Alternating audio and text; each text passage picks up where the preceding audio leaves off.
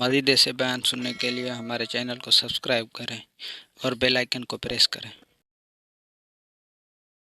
گھر میں گزاروں، اس کا شوق رکھیں اپنے اندر، پھر دیکھیں انشاءاللہ اس کی کیسی برکتیں آپ کو نصیب ہوتی ہیں۔ درود پاک پڑھنے کے بے شمار فضائل و برکات ہیں۔ مصطفیٰ جان رحمت شمع بزم ہدایت صلی اللہ تعالیٰ علیہ وسلم کا فرمان عالی شان ہے کہ جو کوئی شخص مجھ پر 200 مرتبہ درود پاک پڑھے اس کے 200 برس کے گناہ معاف کر دیے جاتے ہیں۔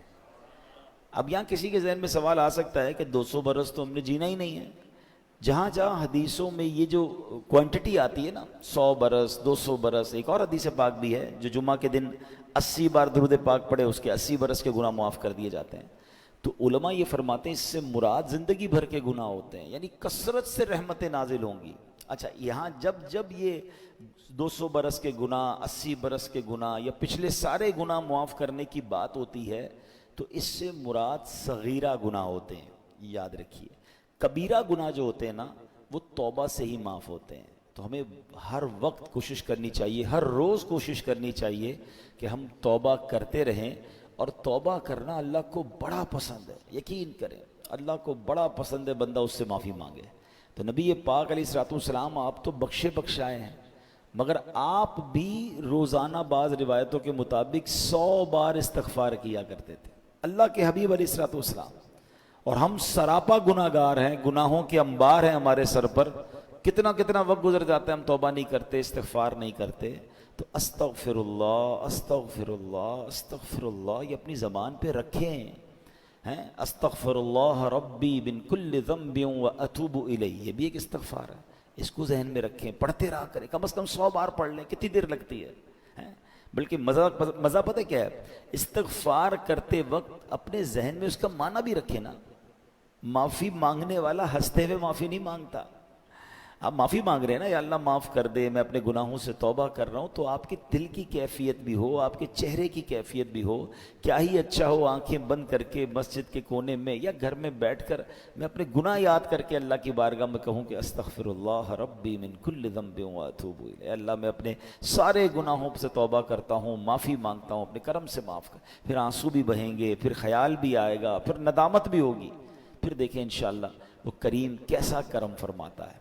ایک روایت، بڑی طویل روایت ہے، کبھی موقع ملا اس موضوع پہ بیان کریں گے، کہ اللہ کریم جب بندہ رب سے معافی مانگتا ہے نا، اللہ کریم اس بندے کو دیکھ کر مسکراتا ہے نا۔ جملہ کتنا پیارا ہے۔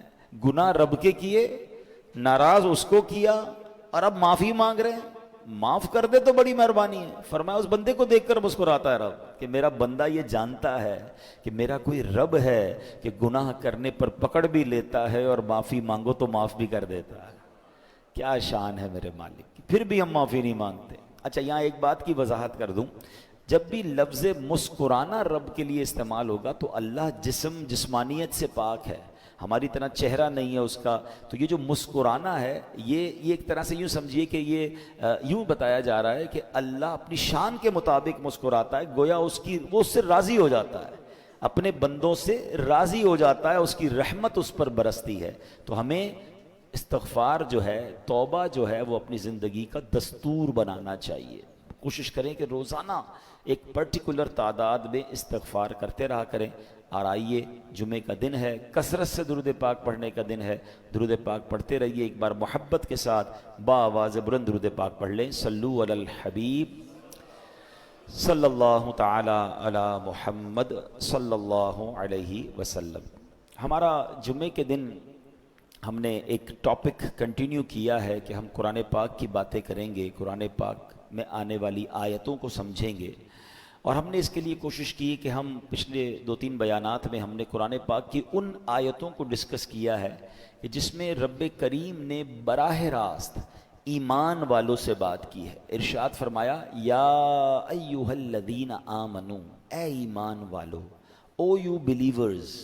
اچھا، یہ بات کس سے ہو رہی ہے؟ مجھ سے اور آپ سے ہو رہی ہے۔ اور کون فرما رہا ہے؟ رب فرما رہا ہے۔ اللہ ہم سے بات کرے تو ہمیں پتہ تو ہونا چاہیے ہم سے کیا بات کی ہے، دنیا کا میسج مس نہ ہو جائے، اس کی پرواہ۔